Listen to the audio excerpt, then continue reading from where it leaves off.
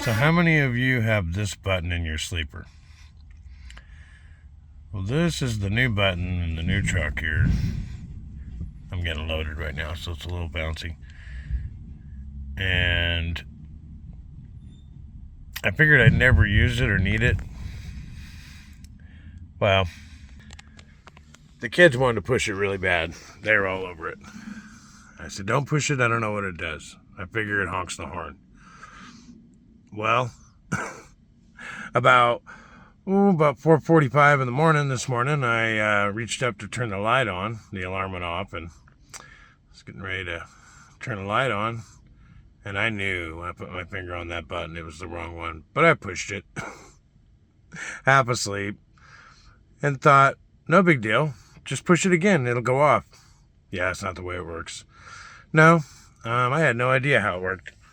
All I know is it just kept honking. And I'm parked in a parking lot with all kinds of other trucks.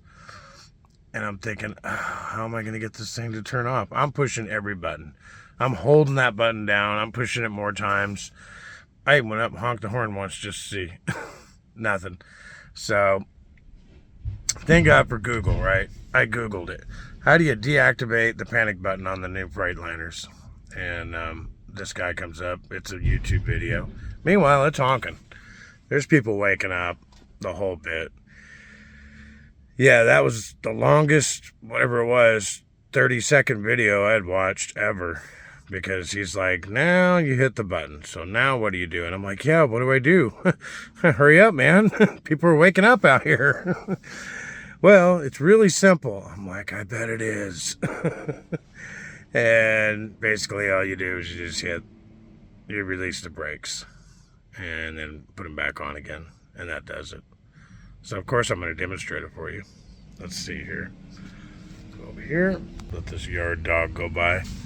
All right. So, here I am. Oh, time to wake up. Where's the light switch? Is this it?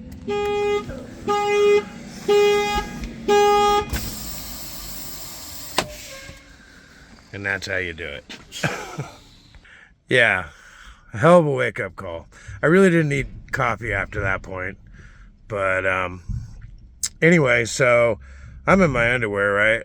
And of course there's a knock at the door at this point.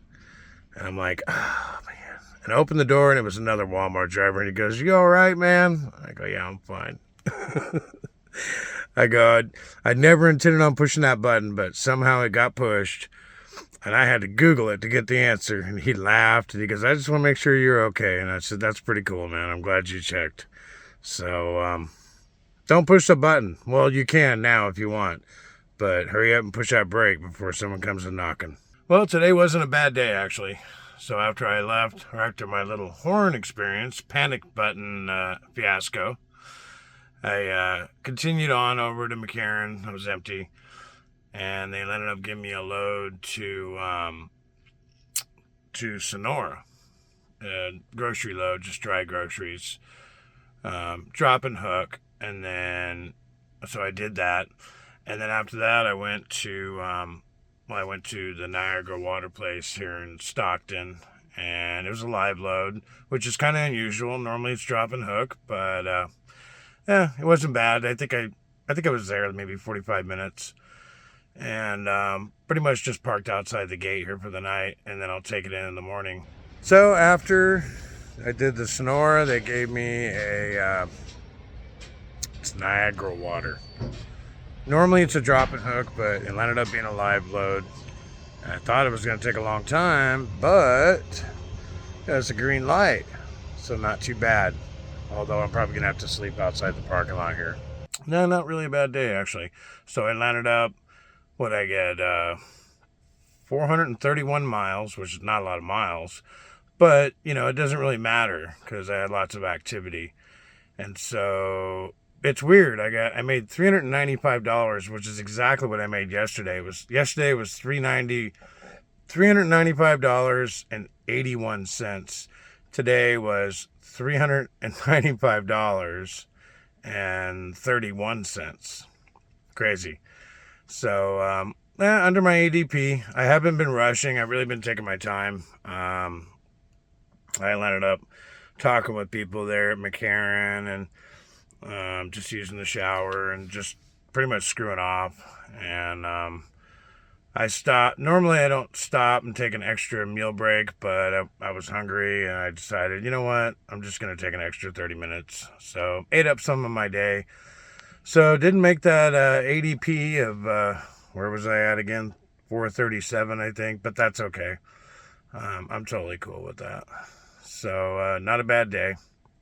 So, one of the things that happened, and I'm just going to throw this in real quick, you know, if you're going to drive truck, and people that drive truck that are married successfully probably already know this, or even the ones that aren't successfully married may know this too.